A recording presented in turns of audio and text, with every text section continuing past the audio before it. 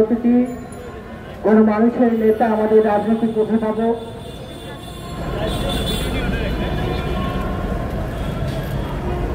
বিএনপির vice chairman জননেতা জনাব শামসুজ্জামান দুধভাই সহ জাতীয় নেতৃবৃন্দ সকলকে সংগ্রামী শুভেচ্ছা।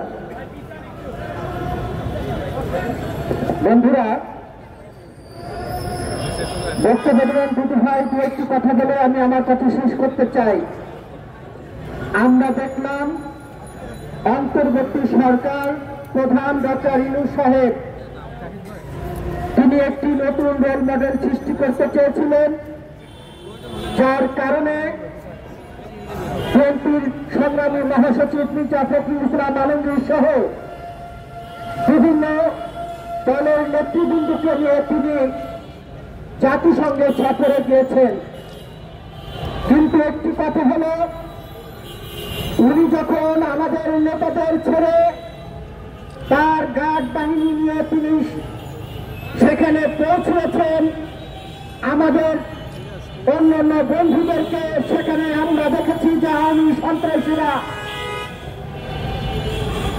অপমান অপদস্থ করেছে, যেটা রাজনীতিকে অসৌন্দর্য করেছে।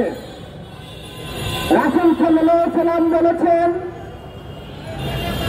যেখানে তোমরা নারী দেখবে সেখানে মায়ের মতো তাকে শ্রদ্ধা করতে হবে। আমরা দেখলাম সেখানে এনসিপির নেত্রী যারা তিনি অন্য রাজনীতি করতে পারেন, আমাদের কোনো আপত্তি নেই, কিন্তু সেই যারাকে যে ভাষায় আওয়ামী লীগ অপমান অপদস্থ করেছে এটা কোনো রাজনীতিতে সৌন্দর্য নয়। আমরা দেখেছিলাম মুসলিম মহিলাদের মতো শেখ হাসিনা গত 17 বছরের কুরুচিপূর্ণ বক্তব্য দিয়ে রাজনীতিবিদদেরকে অপমান অপদস্থ করেছিলেন। সেই নতুন নাটক আবার নতুন করে দেশে বিদেশে আমরা দেখছি। গতকালকে এই পল্টন ময়দানে এই আওয়ামী লীগ সন্ত্রাসীরা 5টি বোমা মেরেছে। বন্ধুরা, দেশে বিদেশে ষড়যন্ত্র থেমে। কিন্তু প্রশ্ন হলো, অন্তর্বর্তী সরকারের প্রধান নিউইয়র্কে যে ঘটনা ঘটেছে এই দায় কি তিনি এড়াতে পারবেন কিনা বাংলাদেশের মানুষের প্রশ্ন। আপনারা দেখবেন অন্তর্বর্তী সরকার ডক্টর ইউনূস সাহেব চুপচাপ থাকেন, কথা বলেন না, কিন্তু তিনি চোরের বলে চুরি করতে, গৃহস্থের বলে সজাগ থাকতে বাংলাদেশের মানুষ এখন প্রশ্ন করতে চায়, তাহলে ডক্টর ইউনূস সাহেব কি এই রাজনীতিবিদদেরকে অপমান অপদস্থ করলেন কিনা? ডক্টর ইউনূস সাহেব অন্তর্বর্তী সরকারে যারা আছেন তারা এই দায় এড়াতে পারেন না। বাংলাদেশের মানুষ মনে করে অন্তর্বর্তী সরকার প্রধান এই ঘটনার সঙ্গে জড়িত। যদি তাই না থাকবেন তাহলে তিনি তার কার্ড নিয়ে তিনি গেলেন, আমাদের রাজনীতিবিদদেরকে অপমান অপদস্থ করলেন, তিনি কেন মুখ খুলছেন না?